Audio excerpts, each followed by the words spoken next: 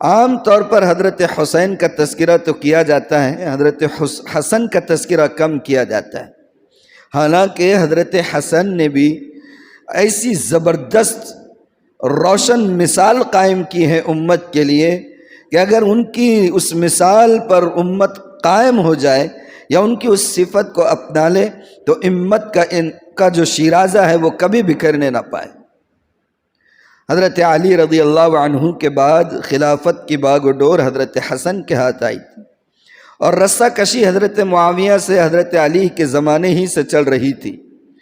اور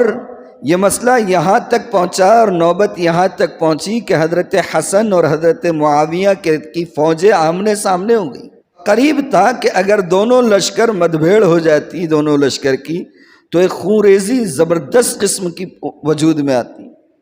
اور ظاہر سی بات ہے کہ دونوں طرف سے بھی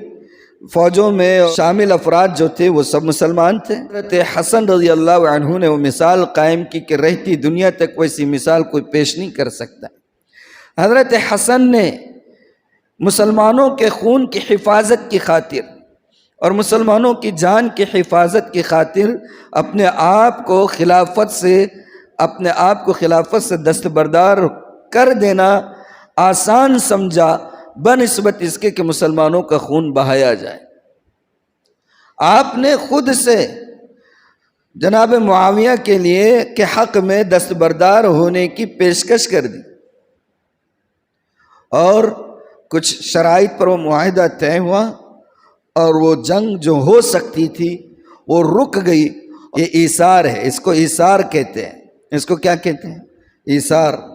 وَيُؤْثِرُونَ عَلَىٰ أَنفُسِهِمْ وَلَوْ كَانَ بِهِمْ خَصَاصَةٌ، اپنے آپ پر دوسروں کو ترجیح دیتے ہیں چاہے اپنا نقصان کیوں نہ ہو، لیکن ملت کا مفاد حسن نے عزیز رکھا رضی اللہ عنہ۔ آج ہم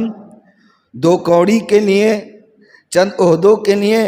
تھوڑے سے منصب کی خاطر، کچھ عزت کی خاطر دین و ملت فروشی کے کام سے تھکتے نہیں ہیں، پیچھے ہٹتے نہیں ہیں۔ ضمیر کے سودے کرنا عام بات ہے۔ الیکشن کے وقت میں کیا دیکھتے نہیں ہیں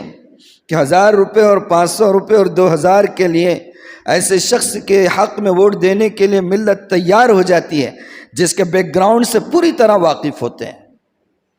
جس کے مستقبل کے ارادے سیاست کو لے کر کیا ہے اس سے بھی واقف ہوتے ہیں، لیکن وقتی طور پر چونکہ تھوڑا سا فائدہ ہوتا ہے، یا آگے چل کر پتہ ہے کہ مجھے کچھ کام کرنا ہے اور اس میں یہ کونسلر بننے کے بعد یا ایم ایل اے بننے کے بعد یا ایم پی بننے کے بعد اس سے مجھے کچھ کام نکل سکتا ہے،